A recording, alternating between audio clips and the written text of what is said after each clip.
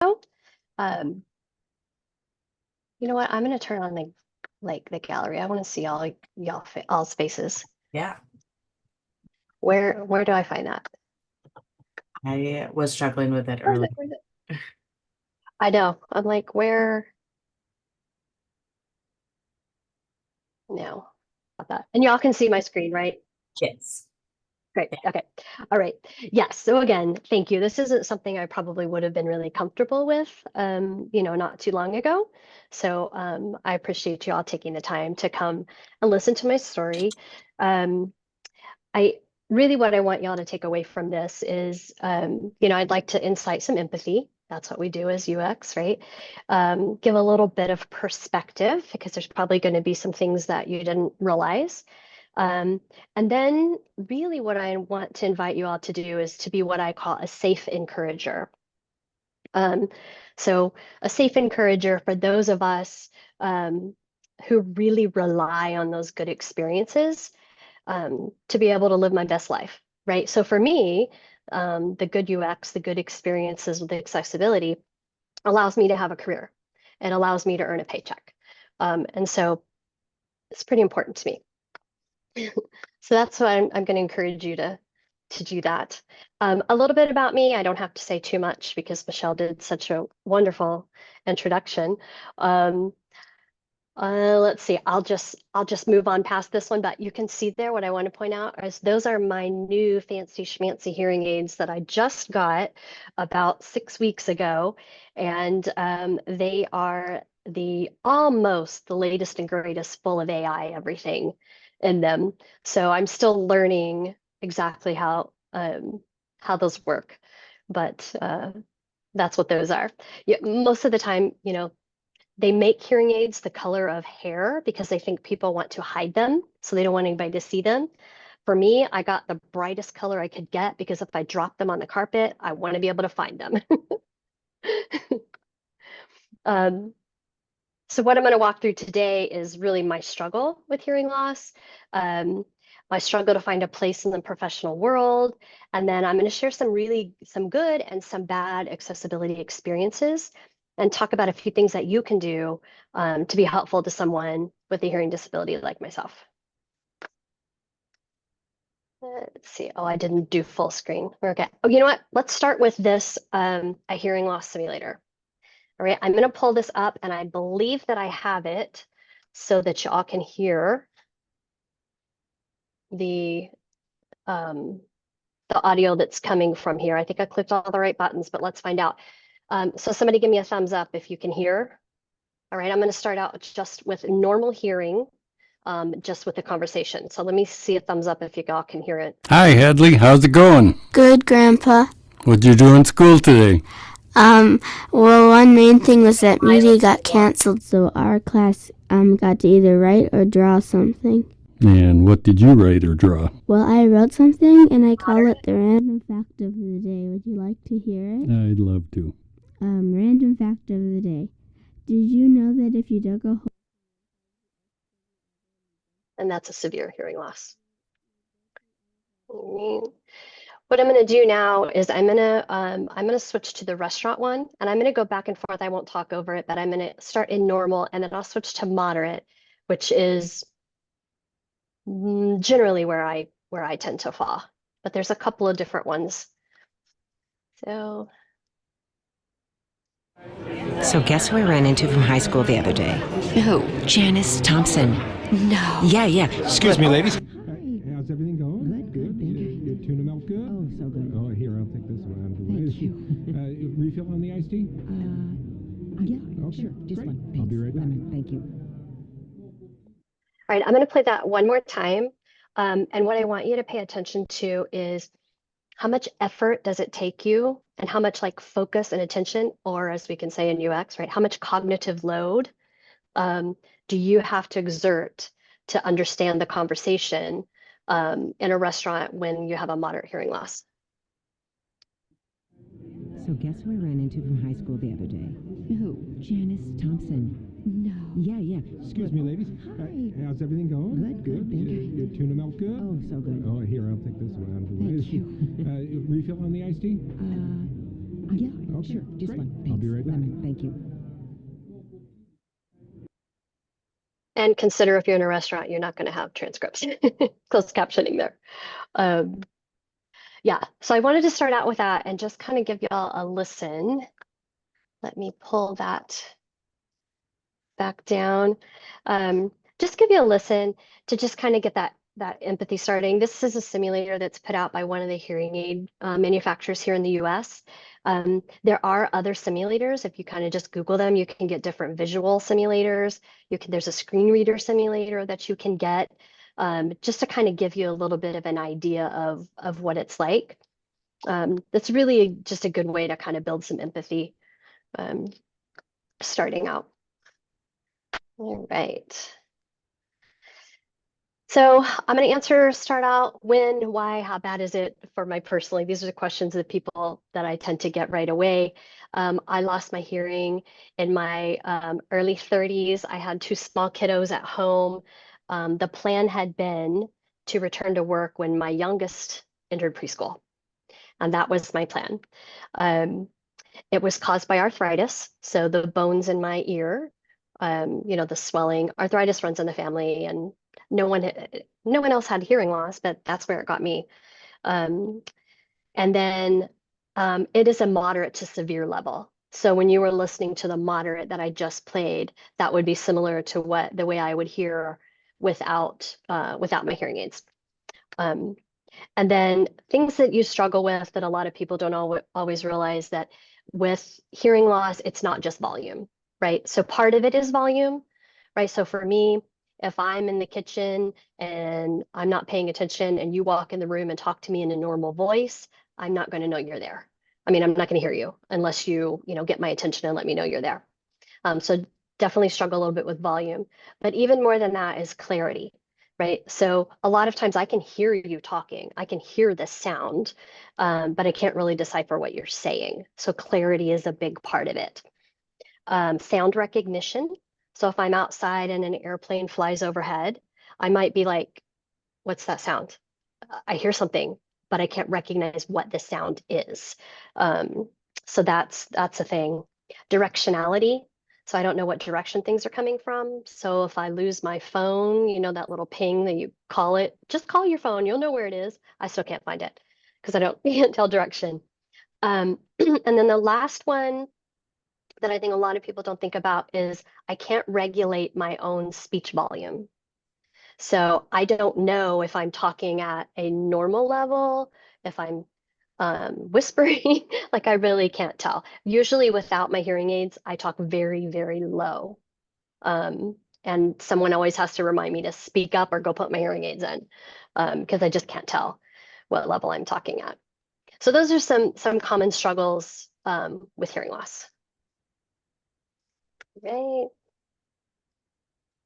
And I'll start a little bit before I realized that I had hearing loss, right? Because like I said, I was in my early 30s and I didn't realize it. And that period of time can really only be characterized as extremely awkward.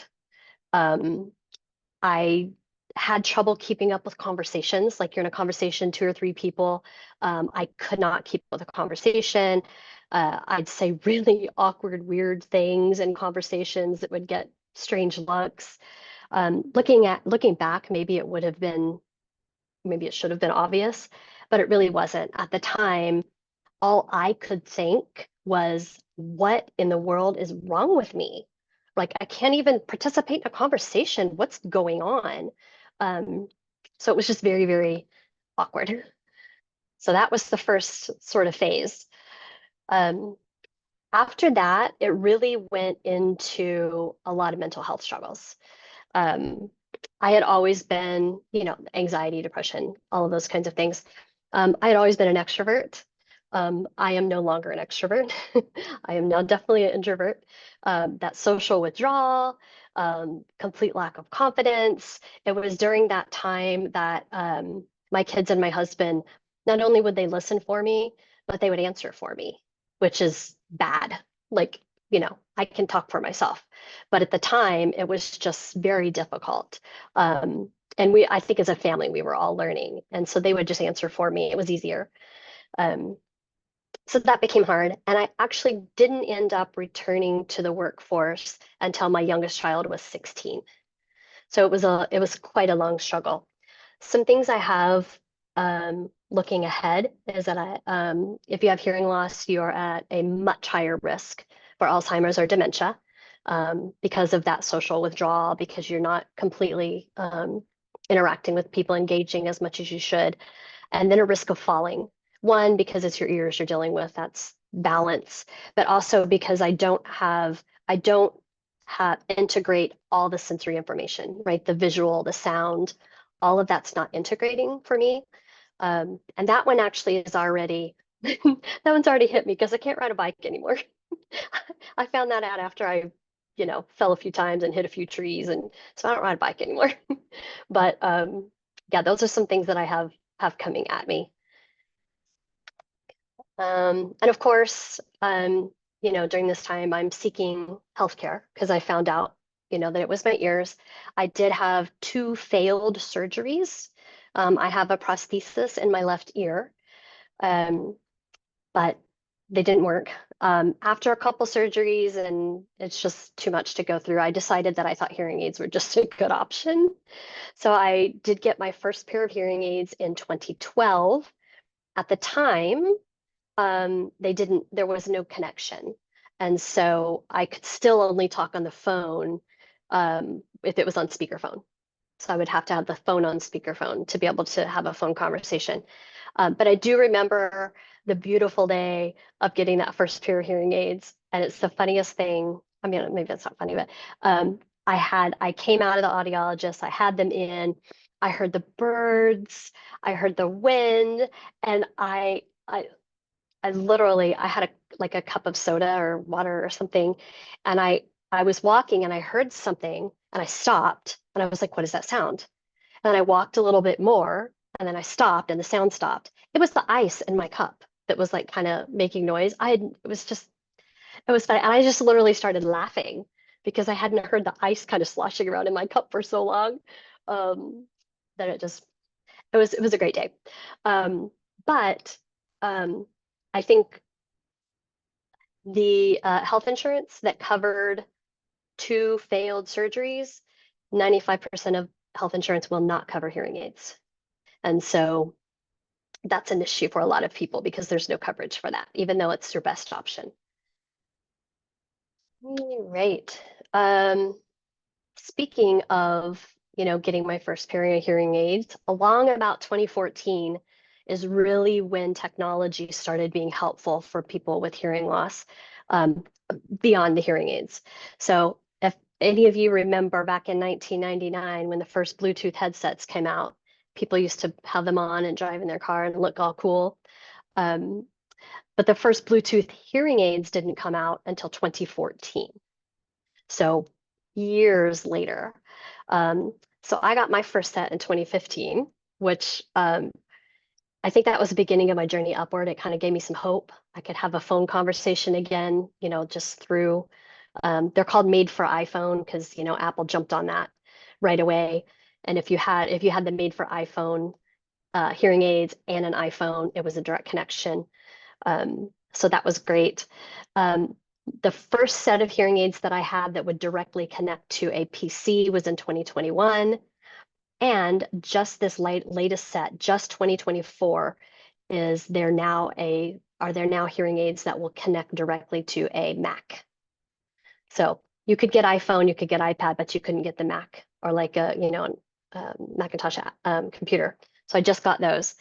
So all that to say, development for accessibility really lags behind. It's very far behind technology for most other things. And the price is high and they're quickly obsolete. A little bit of perspective too on that is the latest pair that I just got, I felt like I got a pretty good price and they were $6,200, which I don't know if y'all have heard about the over-the-counter hearing aids. I'll talk about those a little bit, but that's a great thing.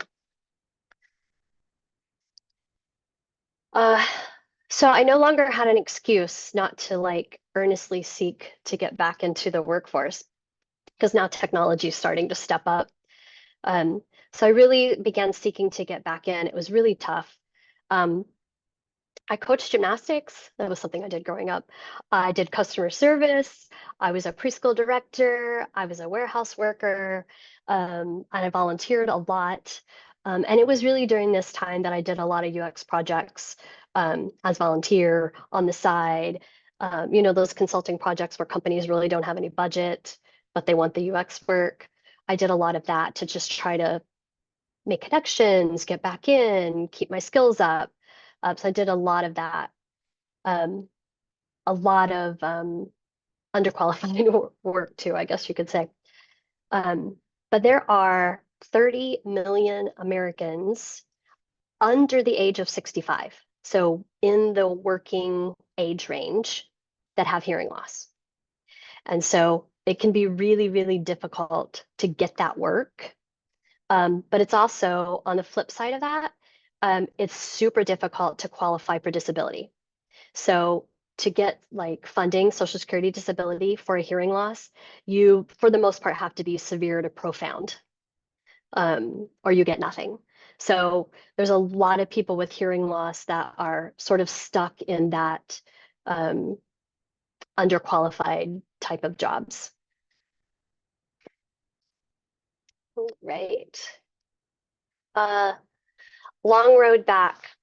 It was a very long road back. I will have to say that I'm very lucky that I had a family that wouldn't let me quit trying. Um, and even when I would get mad at them, because it was really hard mentally to keep going and get rejections and not know. This is where I want to encourage y'all to be those safe encouragers. I want to give a shout out any of y'all that know Christy and Monica at End to End. Super great. Yeah, they were just wonderful for me. They gave me the shot to come in, and they're like, you can do this, you totally do this. They knew I had the hearing loss problem, but they knew my background, that I had the skills and the experience to do it. They just brought me in. They said, just try it, go on, you can do it. And so that was great. That was really a good way back in. They were just really encouraging to me. And you never really know, don't underestimate, the chance, what a chance can do for someone with a disability. Because not only did it give me that chance, but it convinced me more than anything that I can do this, which was a big step. And then also, any of you who know Evelina from Taiwan, same thing. She was absolutely a safe encourager for me, brought me in. She knew, that's the key, right? They know about my disability and they still give you the chance, because that's the fear that a lot of us have, was we don't want to tell anybody that we have that disability. But it's hard for you. So it's really nice to have someone that knows and still encourages you. And then I do have a super supportive company. I say that when I travel, when I do business travel, they make sure I have a hearing accessible room. So it's really nice to have that. All right. What's next? Well, I want a dog. I want a service dog. I don't know if Labradoodles can be hearing loss dogs, but that's what I want to have. And as I just found out earlier today, I just found out I can get training, accessibility certification. Since I have the disability, I could get that for free. So since I found that out today, I think that's going to be a definite next step for me. Okay, so let's pivot a little bit from my story and talk about some things that you can do, and then we'll talk about some experiences that I've had, so that you can see some good and bad experiences. But 10 things that someone with hearing loss wish that you would know. And I've had some pretty good feedback on these 10 things that people told me. One, make sure that you get my attention, right? So I can focus on listening to you. If you think back to that simulator and I had you think about how much effort it took to hear, it takes effort. And so if you get my attention first, I can put out that effort. Don't yell at me. And that is, raising your voice only makes you louder. It doesn't make you clearer. So now you're just yelling at me and I still can't understand you. So make sure you don't yell. Hearing loss is exhausting. So it takes a lot of energy to fill in those missing blanks and those missing sounds. So just know that the person who has hearing loss, it's um, after in UX, after a day of interviews, I'm exhausted. Empathy is appreciated, right? This one is so a lot of people get frustrated when someone can't hear well. If you say, "Excuse me, could you repeat that?" People will get frustrated with you because they're in a hurry. Like maybe they're in an airport, they're stressed out, they're in a hurry, there's all this stuff going on. But when the person gets frustrated, then what that does to me is I'll just opt out because I don't want you to be frustrated. So I'll just rather go be alone than interact with someone that I'm going to make frustrated. So that empathy goes a long way for hearing loss. Slow down, make sure and give the brain some time to process the speech. Repeat and rephrase. I'm definitely going to miss some things.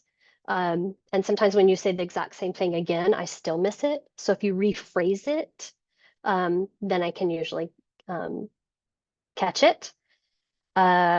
Face me when you speak. And this one is lip reading really helps me connect the dots and I can hear you clearly. And I will say, I will go as far as to say when you are on a video call and hearing loss is an invisible disability, so you really don't know who has hearing loss. So try to always turn your camera on because then the person can see your lips. Otherwise, we're reading, which is good too, but hearing aids are not glasses. So sounds get louder, not necessarily clearer. They're just that. They're just aids, but they don't bring you to perfect hearing. Like glasses can bring you back to 2020. Hearing aids cannot do that. Give me context.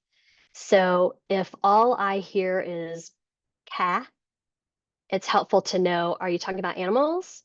Are you talking about, headgear? Then I'll know, oh, they said cat, not cap. So the context is really helpful. And then patience, right? If you know someone has hearing loss, just that patience, like they're really trying. No, we're not doing it on purpose. So those are some things to think about if you're dealing with someone that really has a hearing loss. So this next slide is a persona. Now, I don't think this is the best representation of a persona. This is not how I would probably present personas, but I found this one online. And when I read through the ordinary day, it really represents sort of the wide spectrum of challenges that someone with a hearing loss deals with. And when I read through it and realized you really kind of are challenged all day long with all different things, which is why by the end of the day, you're quite tired. But I have done everything on this list, including having my husband locked out of the hotel room for like an hour because I didn't hear him knocking on the door. So those things do happen. I might challenge myself to put together a better persona that I think is good, but I did like that ordinary day. It does give a good representation. Mm-hmm. Okay. So next is a few examples of good and bad user experiences I've had with accessibility features and products. First of all, for any of you, especially those that are designer types or photographer types, if it has driven you a little bit crazy that my slides all had the picture sort of down here in the bottom and this blank space up here at the top, that's because this space has been left for closed captions.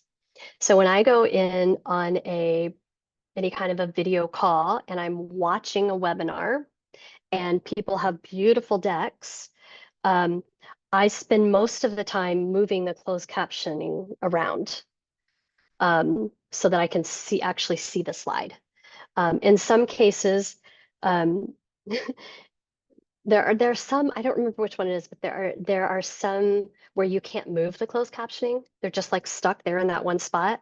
And so at that point I have to choose, do I want to see what's on their slide, or do I want to be able to, like read what they're hear what they're saying?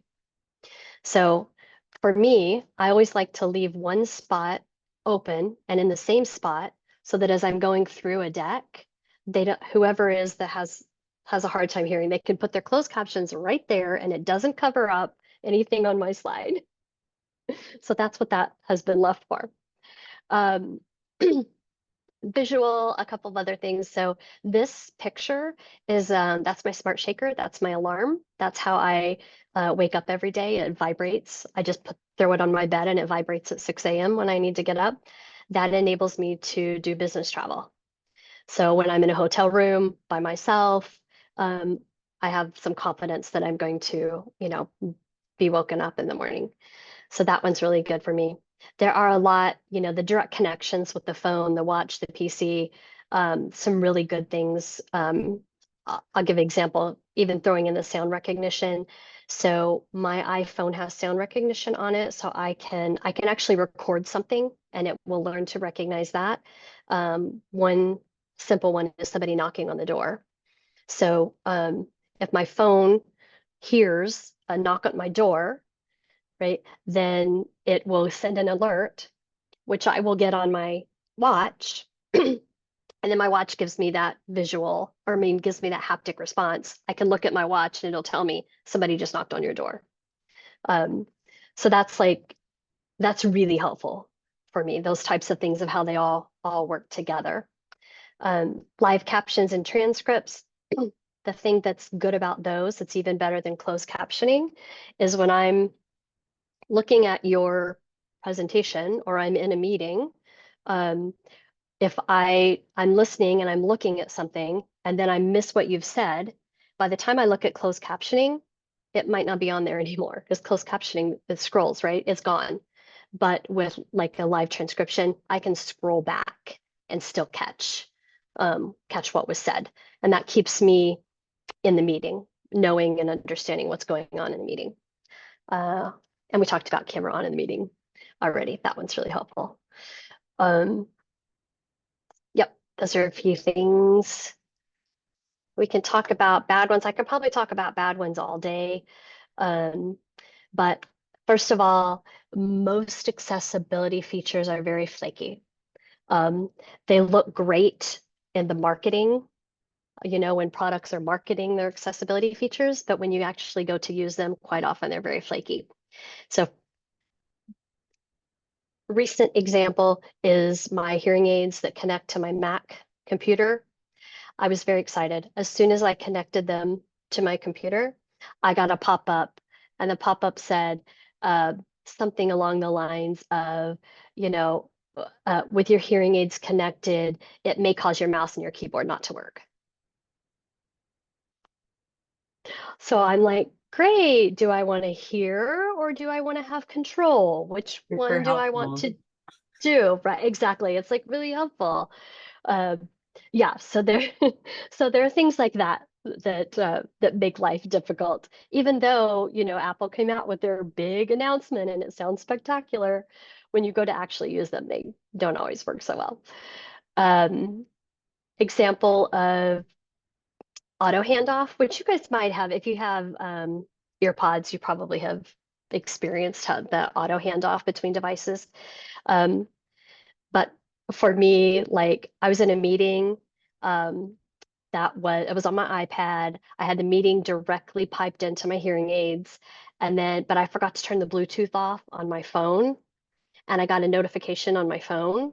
And so here I am in a meeting, and I'm like, oh, just let me look and see what that notification was. So I unlocked my iPhone, which immediately auto transferred my hearing aids from my iPad to my phone. So now the meeting that I'm in, that somebody's asking me a question, now I'm connected to my iPhone. So it's like, oops, don't look at your phone when, you're in a meeting, because I forgot to turn the Bluetooth off there and it auto switched. So it's supposed to make things easier, and it does until it doesn't. So those things definitely happen. Um, Assistive listening devices, these are like hearing loops. They're really only ever in the US anyway. They're usually only really in government buildings. Um, Sometimes movie theaters will have assistive listening devices, but every time I've asked for one, it's not working right now. And so I have yet to have an assistive listening device at a movie theater. Um, so just things like that. They're not available, they're not working. I know they are expensive, but that's not very, going to a movie and I'm the one who's going, what they say? What's going on? There's that. Um, and closed captioning. It's too small, it's off sync, it's really bad translation. The position, the speed, color, accuracy. If you start paying attention to not just, oh, closed captioning exists, but is it good? Most of them are not. And so that's quite a bad experience. They've got some new ones coming out now where I think they put it near the person who's talking. I don't know if you've seen that, but that's kind of cool. At least you know who it is. But I think they're getting better, but that's definitely some bad experiences there. It's supposed to be there to help us, but you know, like in here in the picture, it's not even accurate. Um, what is helping? Some things that are helping. Um, There are a lot of new laws that have been passed. Now we have over-the-counter hearing aids, which that's very recent. Those were not before. Uh, until the last year, about last couple of years, phones, any mobile phone is required to be hearing aid compliant. So that is now a requirement. Um, the EU passed a law, um, and Canada also has recently passed a law, but the EU one is particularly um, a bit disruptive because if you if you're a US based company, but you sell product or service in the EU, you have to comply. And so any US companies, if you want to sell anything in Europe, you must comply to their accessibility laws. And um, Europe is way far ahead of the US as far as accessibility. So those are some good things that are really going on. Interesting enough, the closed captions that we have on Zoom right now, that is a result of a lawsuit. Zoom originally provided closed captioning only for an additional cost. They were sued by a hard of hearing person that said, I have to pay more for this product because I'm hard of hearing because you don't provide that for free. Zoom lost that lawsuit and now we have those closed captions for free. So lawsuits are helping to make things better. Remote work options are really helpful. I can make sure that I'm in a quiet environment, and so that when I'm on a call, um, I'm not getting all that background noise. So it allows us to really control our environments so that we can hear better. And then if you haven't heard of Nobility, it's a company out of Austin, Texas. They do a lot with the usability testing. They're big advocates for uh, accessibility for as far as doing, testing wise, and getting that influence in there. And then the WCAG website, that is the web content accessibility guidelines. You can check that out. You can just Google it. The latest one, they're currently working on WCAG 3.0. It has not come out yet, but really we're trying to get people to comply to 2.0. And there's like 2.1, 2.2. There's all kinds of different versions of it, but that's the big standard that's in the USA. All right. Where are the gaps? I would say only about 10% of the people who have hearing loss or who need hearing aids have them. So I'm blessed to be able to have the hearing aids and they help me a lot. but there's only 10% of us that have the hearing aids. So we really need accessibility for those people who don't have those. It's expensive. So, to buy it, to create it, to install it, to develop it, return on investment, in our hard numbers world, right? We all know why we should do it. But when it comes to the person looking at the bottom line, it becomes difficult. But that said, even just a few years ago, complying was difficult. It was a manual process. But now with Gen AI coming out, and there's so many widgets, there's so many, you can just check, do a check on your website, and it'll come up and tell you everything that's wrong with it. So it's easier and easier to comply, as far as the interface goes, at least.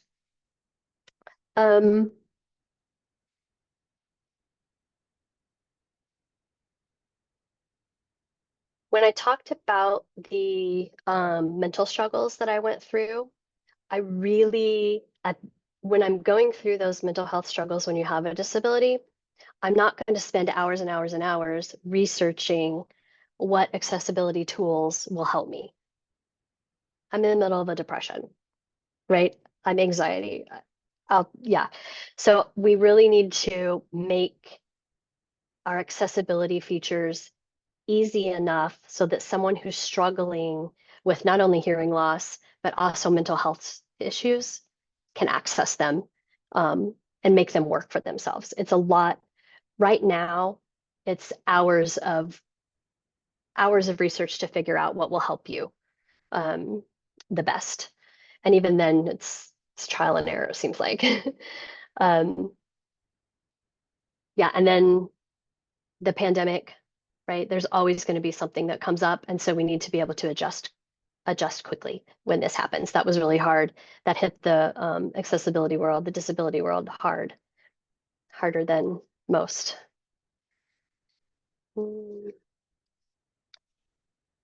I would say, at the end of the day, I don't like the word compliant, because what that means is you're doing the bottom of the line because you have to, right? You're being compliant. You're doing it because someone is forcing you to do it, and you're going to do whatever the checklist says.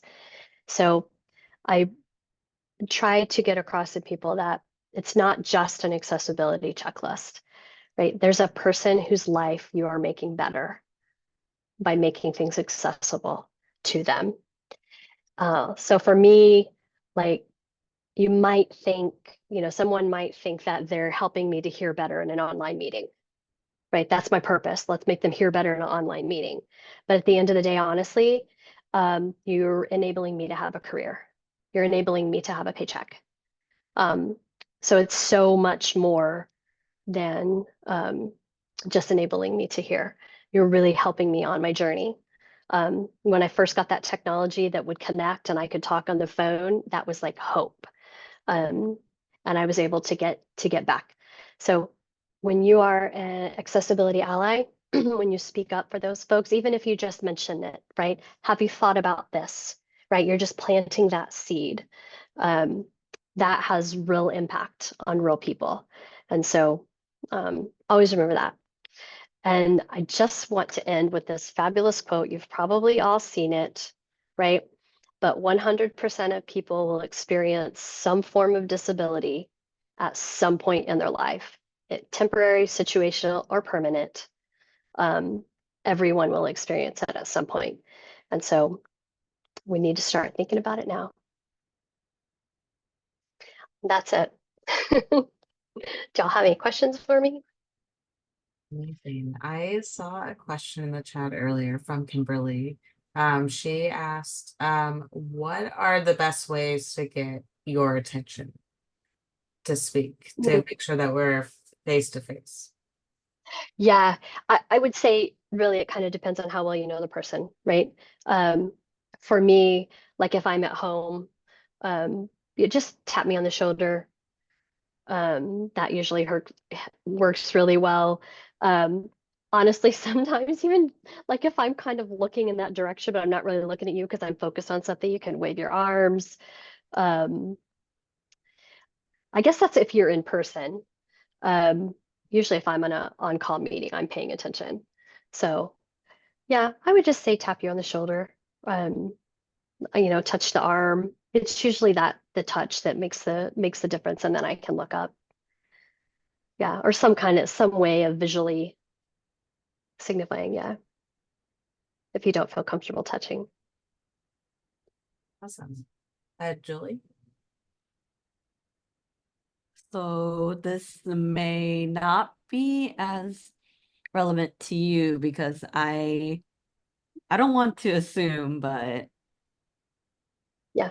I'm thinking that, websites are easier to navigate for someone who are hard of hearing as opposed to someone who may have a vision disability. Mhm. But I was curious, since we do look at screens a lot and use websites a lot, are there any websites that you think have particularly good accessibility or like have really good UX practices in terms of accessibility? Um, you're right. It is much easier for me to navigate the web because most of it is visual and I can see uh, fairly well. So that is true. It does. It's more of the interacting with folks, right? Um, or any video that might be shown. Um, but I don't know. I can't really think of anything that I know that's just like a really good example.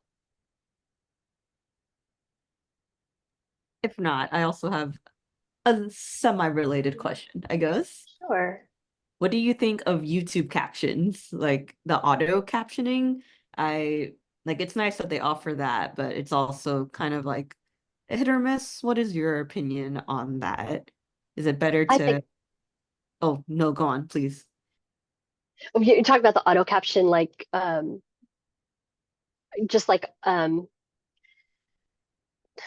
I don't know the way to distinguish it from the others, but um, I I don't know. I mean, I think it's good that there's something on there, but I do find that they do get words wrong. So definitely I'll be reading it and I'm like, that didn't make sense. What did they mean by that word? And sometimes what that can do is it throws you off enough that now you've missed the next things that they're saying, if that makes any sense. Right.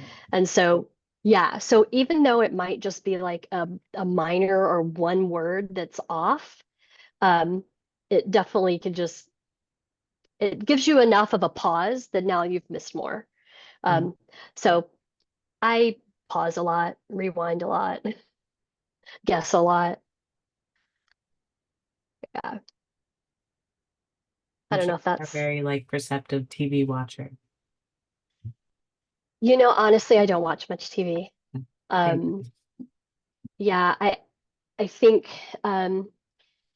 all day when I'm in like when when you put out the effort to listen all day long, Mhm. right? I know a lot of people just they kick back and they watch TV to relax in the evening and like kind of chill out. Well, for me, it's not that because I have to pay attention. So for me, it's reading Yeah, because I can read without sound. So I'm not really a big TV watcher. we'll have to ask you what your favorite book or what you're reading right now. Oh, you know what? I actually am reading I'm actually reading a couple of books on psycho counseling. Counseling, interesting. Yeah, I'm going to a conference this summer with some youth, and they don't have enough actual counselors. And Mm. since my degree is technically in psychology, they're like, you can do it, and you know how to active listen. You're a Yeah, mother, right? You can do it. I've raised a couple teenagers. Yeah, I know how to active listen from interviews.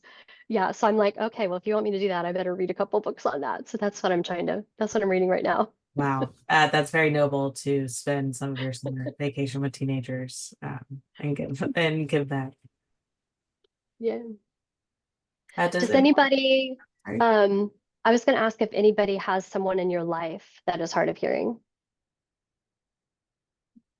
Did any of the stuff I said ring true? Because I don't know that this stuff is, you know, everybody's different. So this is just my story. I actually have a sister who's hard of hearing and has been hard of hearing my entire life. And she's been saying a lot of these things my entire life. And so it was really interesting when you were playing the simulator at the beginning. And I was like, oh my, she always says it's not about speaking louder, that it's the clarity that's the Yeah. issue. And so that really clarified a bunch of what she's been talking about for me. And she does talk a lot about how there's not a lot of accessibility for people who are hard of hearing and things like that. So it just was very affirming for what she's been telling me. So yeah, I really enjoyed it overall. Oh, good. Good. Good to know. Yeah, I went to oh, go ahead. Oh, I have answered this first because my question is not related to that. No, I was just going to say I went to a friend invited me to go to a musical. She had an extra ticket, invited me to go to a musical. I went to the musical with her. Of course, we were way in the back. And they had a nice little, on the side of the stage, they had captions. It was so far away I couldn't read them. And then I got interested and I was like, oh, I would come back. That's really kind of cool. I could read that, during the musical. Went online, looked at the tickets, they were like double the price because they were close to the stage. Sure. And I was like, well, that's not helpful. So it is stuff like that. Like it's not really accessible, right? It is, but it's not. So You just need to start carrying those opera glasses around and really commit. sure. Yeah, but what's your question, Kimberly? I was just thinking about all of the how-to videos that are on apps and websites, and how, like, what percentage of those have an accommodation where they have closed captioning that isn't automatic, but is actually the way it should be written? Yeah, none that I can think of. None. I mean, not that I've ever seen. And do you think that would be very difficult to accommodate in the UX world to add No, that? no, I don't think it would be very difficult at all. I think it would be pretty easy. Yeah, now there is Mac does have what they've call live listening, or I think that's what they call it. Here it's at the top, where I can do like closed captions that'll play, and anything that I play on my computer, it will hear and give me captions for. So if I needed that, and if it were on my Mac, I could turn that on. It's not always the best, but at least it's an option for when the site itself doesn't provide something. Mac sort of gives an option for that, which is helpful. Um, yeah, it's better than nothing. But yeah, no, I never see onboarding or how-tos or yeah, very, very seldom do you see that. Yeah. Wow. Kristen, I saw your hand up earlier. Did you have a question? Oh, I was just agreeing with what she was saying about family members. My mom got her first set of hearing aids about a year ago, and it just kind of opened up her world a little bit. And it kind of hearing some of her conversations about the whole issue with insurance. And she learned how to use Bluetooth because they hooked up to her phone and her computer. So we kind of had to go through all of that as well. So it's kind of interesting hearing other people have that same experience. Yeah. I have figured out that I now what I do, because part of the issue is, and if any of you who have kids and you work from home or whatever, right, you've got your maybe you've got your earbuds on or whatever, and you're listening to what's on the computer. Your kid walks in the room and starts talking to you. What do? You take your earbud out and you listen to your kid, right? Your kid leaves the room and you put the earbud back in and you start listening. I can't do that, right? If I take an earbud out, I can't hear the person who's talking to me in the room. And so it's like, okay, wait a minute, let me take these out. Let me put my hearing aids in. Okay, now you've left, take those out, put this back in. Like it's a bunch of back and forth. So I wear my hearing aids and I figured out I now have a pair of the bone conduction um, headphones. Oh, So cool. they actually, yeah. And so most of my hearing loss is conductive. And so they actually work really well for being on a call. I can hear, but then if somebody walks in the room, I can still hear because I still have my hearing aids on. So I'm like, I've just started doing this in the last month and it's been really helpful. So it's a lot of trial and error Mm, of what's going to work because there's no one product, right, that is responsible for me in those changing situations, the in between. the in-betweens. Yeah, and that's where it really gets people is sort of those in-between products or in-between handoffs. So those are difficult. So a lot of trial and error Yeah, for now. this last month, I guess, has been really interesting for you then. Yeah, yeah. Yeah, definitely, it's been these new hearing aids have some pretty cool things. There's a little chat bot that I can talk to and tell it to change my hearing aid programs. They now have where I have the app on my phone and I can have it analyze the current environment that I'm in, and it will do that, and then it will automatically set my hearing aids to the right program for that environment. So, which is pretty cool. I don't know if y'all know how hearing aids work. Right now, you can only have I can have like up to 3 programs Okay. on my hearing aids, which means, in a restaurant, in a one-on-one conversation, maybe music. But there's like dozens of programs, but you have to choose. Sure. Um, so that sort of feature of analyzing the environment and then setting, that's been a that's been really helpful. I've been using that a lot to just play around with it. It's really Yeah. interesting exercise to think about like what sound triggers do you need in your life that you would need your phone to notify with you. With. I challenge everyone to think how how they would get alerted. Maybe you need to go buy a watch, like Amy as well. Yeah. Yeah, it's really helpful. But I hope you all are able to um, think about some of these things. And then as come across people, especially if they're trying to get back in the professional working world, right? Let them share their struggles with you and then just encourage them to keep at it because it's a hard road, but it's worth it. So Amazing. Thank you so much for speaking with us, Amy, with Hexagon Houston. Your presentation was wonderful, and I know we all learned a lot. I am just sharing links to where you can find Hexagon for our next events. We'll keep hosting virtual events and have some in-person conversations or meetings later this fall. So you can follow us on LinkedIn. We do have an Instagram page, and please join our Slack as well if you'd like to message with any members. And all of our events are always on Meetup. excellent. I look forward to seeing some more presentations to come. Awesome. And like I said, follow us on YouTube if you'd love to see any of our past events. Cool. Well, bye. I'm gonna stop recording and feel free to come off mute and say goodbye or thank you to Amy, and we'll say goodnight. I didn't get a chance to look at the chat earlier, so I'm looking at it now. Yeah, sure. This is great. Thank you guys for being supportive and um, some of these things are kind of neat. Thank you so much. That was really informative. You did such a great job presenting it. Thank you. Thank you. Yeah. Evelina encouraged me. She turned me on. She's like, you need to share that story. So I'm like, okay. Thank you, Evelyn. Yeah, I really appreciate it.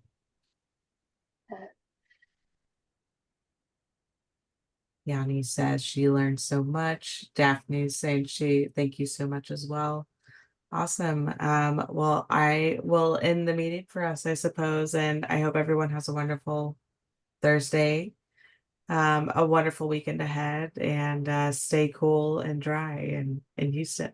All right. Thank you. Thank you again, Amy. Thank you everyone for attending. Very nice meeting you all. Really Bye. great hearing from you, Amy.